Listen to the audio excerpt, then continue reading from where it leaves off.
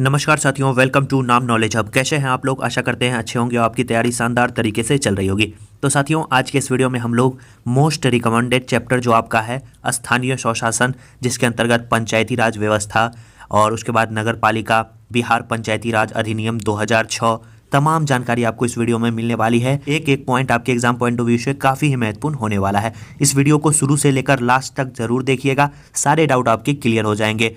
2 से 3 क्वेश्चन आपके एग्जाम में पूछे जाएंगे इस सिंगल टॉपिक से, इसीलिए काफ़ी ही महत्वपूर्ण टॉपिक है।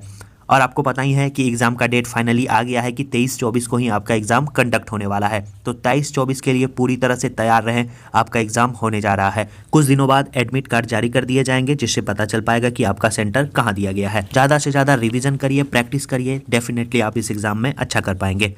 चलिए हम लोग बिना किसी देरी के वीडियो की शुरुआत करते हैं और सबसे पहले स्थानीय स्वशासन के बारे में कुछ चर्चा करते हैं। उसके बाद हम लोग पंचायती राज से संबंधित तथ्यों को देखेंगे। तो चैनल पे पहली बार आया है तो चैनल को जरूर सब्सक्राइब कर दें और वीडियो को लाइक करना ना भूलें। पहला है स्थानीय स्वशासन। स्थानीय स्वशासन कहा किसे जाता है? तो ग्रामीण और जिला स्तर पर होने वाले शासन को हम लोग क्या कहते हैं? स्थानीय स्वशासन कहते हैं। याद रखना है, पूछा जाएगा कि ग्रामीण और जिला स्तर पर होने वाले शासन व्यवस्था को क्या कहा जाता है? स्थानीय स्वशासन कहा जाता है। प्राचीन काल की बात करें तो प्राचीन काल में चोल साम्राज्य जो हुआ करता था, उसके शासन की प्रमुख विशेषता जो हुआ करती थी वो स्थानीय स्वशासन हुआ करती थी। भारत में स्थानीय स्वशासन का जनक जो है लॉर्ड रिपन को माना जाता है। याद रखेंगे कि प्राचीन काल में किस साम्राज्य की जो प्रमुख विशेषता है वो स्थानीय स्वशासन हुआ करती थी, तो याद रखेंगे चोल साम्राज्य। और भारत में स्थानीय स्वशासन का जनक लॉर्ड रिपन को माना जाता है। भारतीय संविधान के अनुच्छेद 40 में ग्राम पंचायत के गठन की बात की गई है, जो एक प्रकार का नीति निर्देशक तत्व है। याद रखना है, डीपीएसपी के अंतर्गत आने वाला अनुच्छेद है आपका अनुच्छेद 40, जिसमें ग्राम पंचायत के गठन की बात की गई है। डायरेक्ट पूछा जाता है कि अनुच्छेद 40 का संबंध किससे है, तो याद रखेंगे ग्राम पंचायत के गठन से है।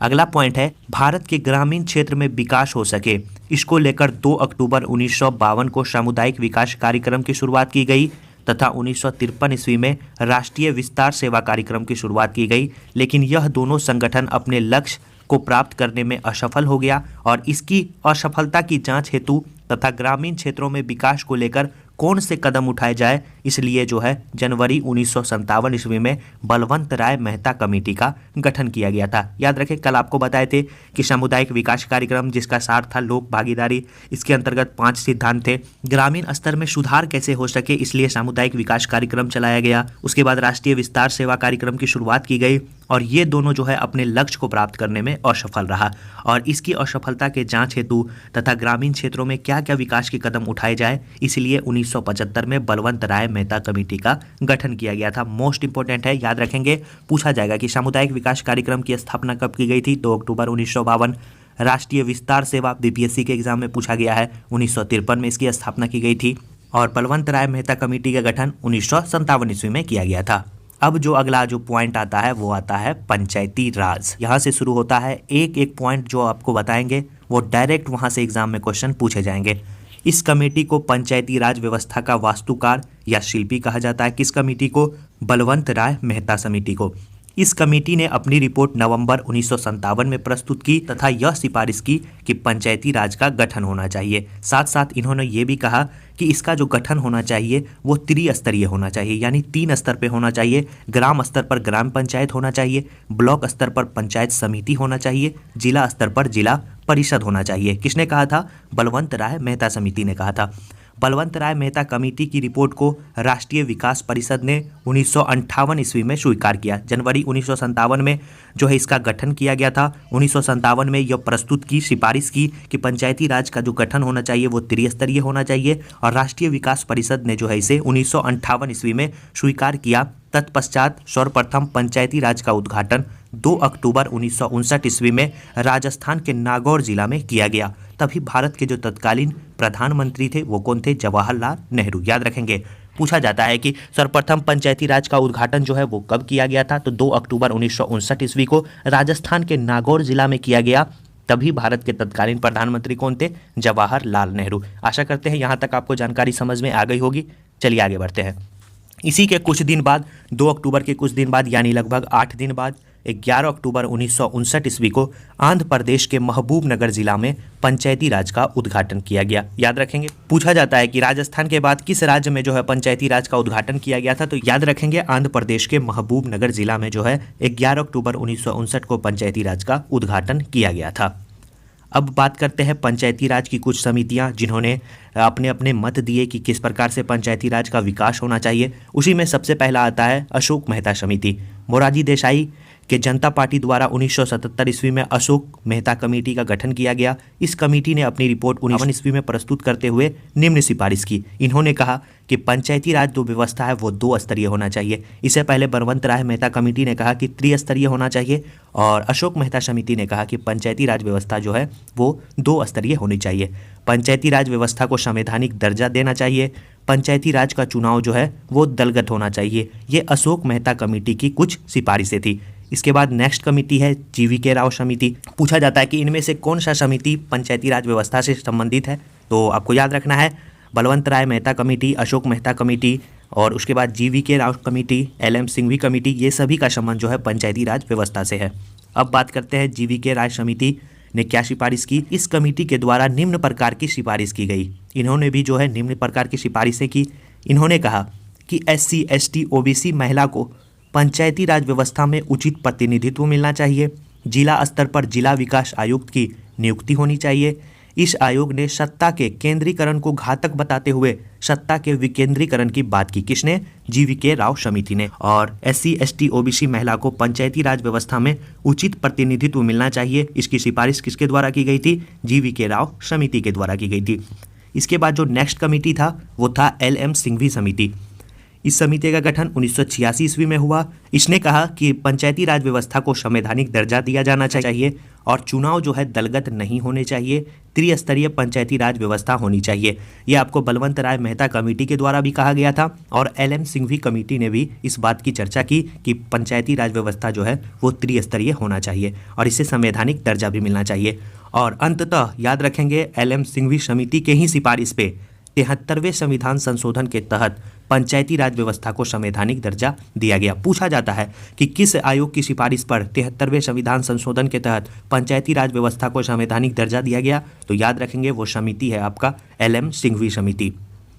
अगला जो पॉइंट है वो है 73वें संविधान संशोधन 1992 को लोकसभा में 22 दिसंबर 1992 को पारित किया गया। राज्यसभा ने 23 दिसंबर 1992 में पारित किया। राष्ट्रपति ने जो है इस विधेयक पर अपनी स्वीकृति 20 जनवरी 1993 ईस्वी को दी और यह जो विधेयक है वो 24 अप्रैल 1993 को लागू हुआ। याद रखेंगे, इसीलिए प्रत्येक वर्ष जो है हम लोग 24 अप्रैल को क्या मनाते हैं? पंचायती राज दिवस के रूप में मनाते हैं। साथियों, ऐसा कंटेंट आपको देंगे। यूट्यूब पे किसी ने अभी तक इस प्रकार का एक सिंगल वीडियो में पंचायती राज व्यवस्था से संबंधित कंटेंट नहीं दिया होगा, इसकी गारंटी है।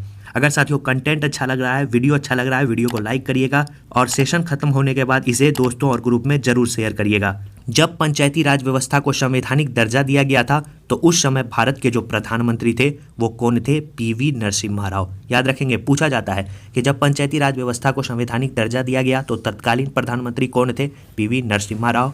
और पंचायती राज व्यवस्था को संवैधानिक दर्जा प्राप्त होने के बाद पंचायती राज अधिनियम को लागू करने वाला प्रथम राज्य जो बना था वो मध्य प्रदेश बना था। एग्जाम में पूछा जाएगा कि पंचायती राज व्यवस्था को संवैधानिक दर्जा प्राप्त होने के बाद इसे लागू करने वाला प्रथम राज्य कौन था? तो मध्य प्रदेश टिक लगाइएगा, ना कि राजस्थान, आंध्र प्रदेश लगाइएगा। तो क्वेश्चन कैसे भी पूछे सभी पॉइंट को पॉइंट टू पॉइंट लिख दिए हैं ताकि कोई भी कंफ्यूजन आपके एग्जाम में ना हो।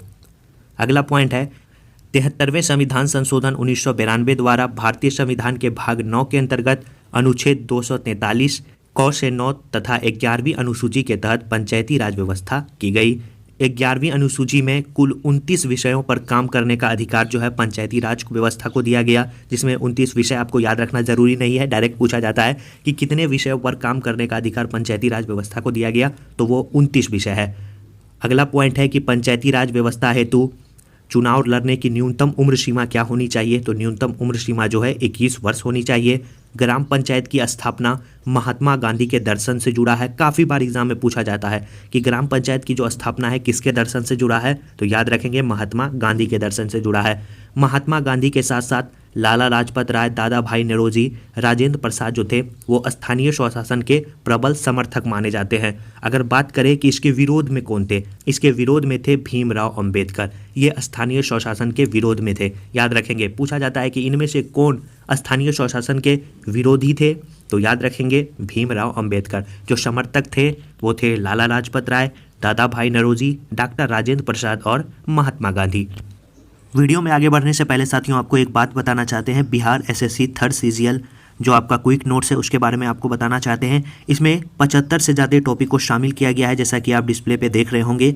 इन सभी टॉपिक को जो है आपके नोट्स में शामिल किया गया है। कम समय में बेहतर तैयारी के लिए आप इस नोट्स को ले सकते हैं। सिलेबस के अनुसार जैसे पंचायती राज व्यवस्था, राजमार्ग, बंदरगाह, भारत और उसके पड़ोसी देश, जितनी भी टॉपिक आपके एग्जाम पॉइंट ऑफ व्यू से काफ़ी ही महत्वपूर्ण होती है, सभी को इस सिंगल नोट्स में डाला गया है। 125 प्लस पेज का ये PDF है। आप इसे लेकर अपनी तैयारी को और मजबूत कर सकते हैं। इसमें साथियों पूरी तरह से जो है टाइप किया हुआ नोट्स आपको मिलने वाला है। ये देखिए, यहाँ से आप अगर देखना चाहते हैं तो एक से एक टॉपिक को इसमें शामिल किया गया है। कोई भी महाद्वीप, देश, मुद्रा, अंतर्राष्ट्रीय रेखा, पुस्तक, लेखक, भारत और पड़ोसी देश, उसके बाद पंचवर्षीय योजना, सामुदायिक विकास कार्यक्रम, अन्य सभी यानी 75 प्लस टॉपिक को इसमें शामिल किया गया है। आप इसे लेकर अपनी तैयारी को मजबूत कर सकते हैं। इस PDF को लेने के लिए आपको ऊपर दिए गए नंबर पर यानी इस नंबर पे लास्ट में 3090 है, इस पे पेमेंट करना है और इस पे जो है आपको स्क्रीनशॉट भेजना है। आप किसी भी माध्यम से पेमेंट कर सकते हैं। विदिन 5 से 10 मिनट के अंदर जो है आपको PDF सेंड कर दिया जाएगा। हिंदी मीडियम में 55 रुपये फ़ी है, इंग्लिश मीडियम में 75 रुपये, और अगर दोनों मीडियम लेना चाहते हैं तो 100 रुपये पेमेंट कर आप इस PDF को ले सकते हैं। PDF लीजिए और अपनी तैयारी को और मजबूत करिए। चलिए साथियों आगे बढ़ते हैं। पंचायत से संबंधित अनुच्छेद के बारे में अब हम लोग चर्चा कर लेते हैं। पंचायत से संबंधित अनुच्छेद जो आपको मेनली याद रखना है वो यहाँ लिख दिए हैं। 243 में परिभाषा है इसकी। 243 के A में ग्राम सभा से संबंधित बातें कही गई है। 243 के B में ग्राम पंचायत के गठन की बात की गई है। 243 के D में पंचायत की संरचना कैसी होनी चाहिए इसकी चर्चा की गई है। और 243 के K में पंचायतों के लिए निर्वाचन की बात की गई है। जो हम लोग जो मेनली अनुच्छेद है उसके बारे में क्या क्या चर्चा की गई है उसे थोड़ा सा डिटेल में देख लेते हैं, क्योंकि यहाँ से डायरेक्ट क्वेश्चन पूछे जाते हैं। सबसे पहला है 243 का A। इसमें ग्राम सभा की बात की गई है। यहीं से 2 क्वेश्चन आपके प्रीवियस ईयर में पूछे गए थे। आपको बता दें कि इसमें ग्राम सभा की शक्तियों एवं कार्यों का वर्णन किया गया है। ग्राम सभा एक या एक से अधिक संख्या में निगरानी समिति का गठन करती है और इस समिति का गठन ऐसे व्यक्तियों से किया जाता है जो ग्राम पंचायतों का सदस्य नहीं हो। एग्जाम में पूछा गया था कि ग्राम सभा में निगरानी समिति का जो गठन किया जाता है, इस समिति का जो गठन ऐसे व्यक्तियों से किया जाता है। ऑप्शन बहुत सारे थे, सही आंसर हो जाता जो ग्राम पंचायत का सदस्य ना हो उसी व्यक्ति के द्वारा निगरानी समिति का गठन किया जाता है। एक पूछा जाता है कोरम से रिलेटेड, तो ग्राम सभा की जो बैठक होगी उसमें याद रखना है कि ग्राम सभा के सदस्यों का 20वां भाग जो होता है वो कोरम कहलाता है। कोरम क्या होता है? किसी भी सभा या समिति का न्यूनतम सदस्य, अगर न्यूनतम सदस्य उस बैठक में भाग ना ले तो वो जो बैठक है वो अमान्य साबित होगा। इसे हम लोग कोरम के नाम से जानते हैं, यानी गणपूर्ति कहीं कहीं आपको देखने को मिलेगा। तो कोई भी बैठक के लिए एक न्यूनतम सदस्य होता है। न्यूनतम सदस्य होना आवश्यक है, तब उस बैठक को जो है मान्य माना जाएगा। लोकसभा राज्यसभा में इसका प्रावधान आपको पता ही होगा, 1/10 है, काफ़ी बार पूछा भी जा चुका है। अब बात करें आर्टिकल 243 के D में, इसमें पंचायती राज व्यवस्था के अंतर्गत SC ST OBC आरक्षण देने का प्रावधान किया गया है। संविधान महिलाओं के 1/3 भाग तक आरक्षण देने की घोषणा करता है। संविधान यह भी प्रावधान करता है कि राज्य विधानमंडल आरक्षण की सीमा को बढ़ा सकता है, लेकिन उसे कभी भी घटा नहीं सकता है, याद रखेंगे। बिहार देश का प्रथम राज्य बना था जिसमें महिलाओं के आरक्षण की सीमा को बढ़ाकर कितना कर दिया था? 50% किया गया था। काफ़ी बार एग्जाम में पूछा गया है बिहार से संबंधित एग्जाम में। और बिहार में कौन सा पंचायती राज अधिनियम पारित हुआ था? तो बिहार में पंचायती राज अधिनियम 2006 पारित हुआ था। अगला आर्टिकल है 243 का ही।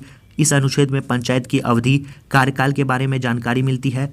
पंचायत का जो कार्यकाल होता है उसकी प्रथम बैठक से 5 वर्षों का होता है। समय से पहले पंचायत के भंग हो जाने के भीतर जो है 6 माह के अंदर आपको चुनाव कराना होता है। अगर कार्यकाल समाप्ति के 6 माह पूर्व पंचायत भंग हो जाता है तो बचे हुए समय के लिए कोई चुनाव नहीं होता है, याद रखेंगे।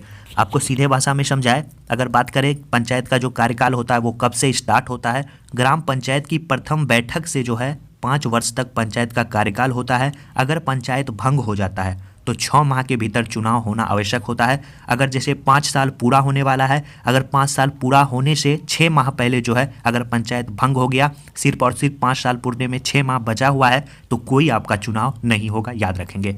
पंचायत भंग होने की स्थिति में जो नया चुनाव होगा वो बचे हुए समय के लिए होगा। तो याद रखेंगे, इन तथ्यों को एग्जाम में डायरेक्ट क्वेश्चन पूछे जाते हैं। अगला जो अनुच्छेद है वो है 243 का जी, पंचायत के कार्य अधिकार शक्ति में जानकारी देता है। नेक्स्ट है 243 का आई, राज्य के भीतर वित्तीय पुनरावलोकन को लेकर राज्य वित्त आयोग का गठन राज्यपाल के द्वारा किया जाएगा। राज्य वित्त आयोग राज्य सरकार पंचायती राज संस्थाओं के बीच राजस्व के बंटवारों की सिफारिश करेगा इस आर्टिकल के अंतर्गत। नेक्स्ट जो आपका है वो है आर्टिकल 243 का एम, ये ज़्यादा इंपॉर्टेंट है क्योंकि बीपीएससी के एग्जाम में यहाँ से क्वेश्चन पूछे गए थे। कुछ राज्यों में पंचायती राज व्यवस्था नहीं लागू है, जो नहीं लागू है वो मोस्ट इंपॉर्टेंट हो जाता है क्योंकि वहाँ से डायरेक्ट क्वेश्चन पूछे जाते हैं। तो याद रखेंगे, मेघालय, नागालैंड, मिजोरम, दिल्ली में जो है आपको पंचायती राज व्यवस्था नहीं लागू है। एग्जाम में पूछा गया था कि इनमें से किन राज्यों में पंचायती राज व्यवस्था नहीं लागू है, तो याद रखना है मेघालय, नागालैंड, मिजोरम, एक यूटी है यूनियन टेरिटरीज, दिल्ली जिसमें पंचायती राज व्यवस्था लागू नहीं है। बात करें 243 के ओ, पंचायती राज के अंतर्गत होने वाले चुनाव में जो है न्यायालय हस्तक्षेप नहीं करेगा, इसकी चर्चा आर्टिकल 243 के ओ में की गई है। एक नोट में आपको बात याद रखना है कि गोवा राज्य और सिक्किम में 2 स्तरीय पंचायती राज व्यवस्था देखने को मिलती है। असम त्रिपुरा में 4 स्तरीय पंचायती राज व्यवस्था देखने को मिलती है। एग्जाम में क्वेश्चन पूछा जा सकता है, तो याद रखेंगे असम त्रिपुरा में 4 स्तरीय पंचायती राज व्यवस्था देखने को मिलती है। गोवा सिक्किम में जो है 2 स्तरीय पंचायती राज व्यवस्था देखने को मिलती है। मेघालय, नागालैंड, मिजोरम में जो है 1 स्तरीय पंचायती राज व्यवस्था देखने को मिलती है। वहाँ पे पंचायती राज व्यवस्था का कोई मतलब ही नहीं है, तो वहाँ पे हम लोग लागू नहीं को मानेंगे, याद रखेंगे। अगला जो पॉइंट है उसी के बारे में ज़्यादा कमेंट आ रहे थे कि पंचायती राज व्यवस्था 2006, तो सबसे बेटर कंटेंट आपको यहाँ पे देंगे पंचायती राज व्यवस्था 2006। अभी तक साथियों वीडियो को लाइक नहीं किए हैं तो ज़रूर लाइक कर दीजिए। चलिए शुरू करते हैं। बिहार में पंचायती राज व्यवस्था अधिनियम 2006 में पारित हुआ था। इस अधिनियम के तहत जो है बिहार में पंचायती राज व्यवस्था को त्रिस्तरीय बनाया गया था।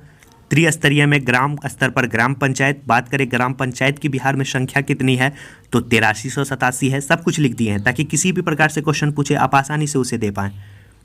प्रखंड स्तर पर पंचायत समिति की कुल संख्या कितनी है 534 है।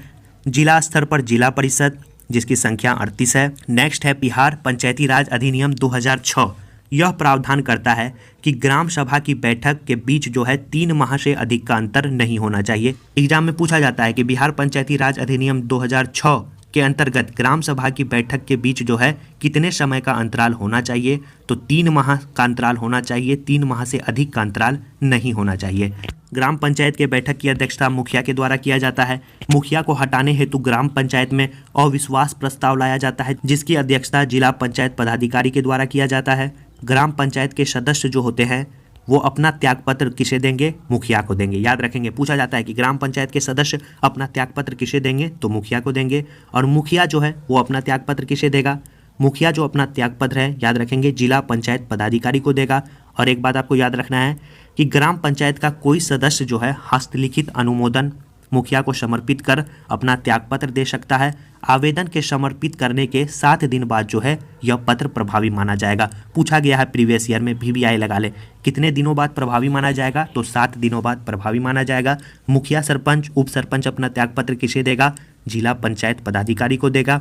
जिला परिषद अध्यक्ष जो होता है वो अपना त्यागपत्र किसे देगा, वो जिला दंडाधिकारी को अपना त्यागपत्र देगा। पंचायत समिति का जो प्रधान होता है वो प्रमुख होता है। प्रमुख या उप प्रमुख अपना त्यागपत्र अनुमंडल दंडाधिकारी को देता है। तो 3 बात आपको बताएं, मुखिया और सरपंच अपना त्यागपत्र किसे देगा, जिला पंचायत पदाधिकारी को देगा। जिला परिषद अपना त्यागपत्र किसे देगा, जिला दंडाधिकारी को देगा। प्रमुख और उप प्रमुख अपना त्यागपत्र किसे देगा, अनुमंडल दंडाधिकारी को देगा। तो आशा करते हैं सारे डाउट क्लियर हो गए होंगे। नेक्स्ट है बिहार पंचायती राज अधिनियम 2006। बिहार में महिलाओं को पंचायती राज व्यवस्था में 50% आरक्षण तथा ओबीसी समुदाय के लोगों को 20% आरक्षण देने का प्रावधान करता है। और एक बात आपको याद रखना है, प्रधानमंत्री राजीव गांधी जो थे इस बात के प्रबल समर्थक माने जाते हैं कि पंचायती राज व्यवस्था में महिलाओं और दुर्बल वर्ग के लोगों को अधिक से अधिक प्रतिनिधित्व मिलना चाहिए। नेक्स्ट है, पूछा जाता है कि राष्ट्रीय ग्रामीण विकास और पंचायती राज संस्थान कहाँ स्थित है, तो वो हैदराबाद में स्थित है। और अगला जो पॉइंट है वो नोट करके है, 2 आप याद रखेंगे कि ग्राम सभा की बैठक जो है वर्ष में 2 बार होना अनिवार्य है, जबकि साल में 4 बार का यह प्रावधान है। याद रखेंगे 2 बार होना आवश्यक है। और पंचायत समिति की बैठक के बारे में कहा गया है कि इसका जो आयोजन है वो 2 माह में कम से कम 1 बार निश्चित रूप से किया जाना चाहिए। तो ये थे पंचायती राज अधिनियम 2006 बिहार से संबंधित तथ्य। इससे ज़्यादा आपके एग्जाम में नहीं पूछा जाएगा, याद रखेंगे। नेक्स्ट हम लोग बात करते हैं नगर पालिका। नगर पालिका अगर पंचायत पढ़ रहे हैं तो इसे भी हम लोग कंप्लीट कर लेंगे। नगरीय संस्थाओं को 3 वर्गों में विभाजित किया गया है, नगर पंचायत, नगर परिषद और नगर निगम।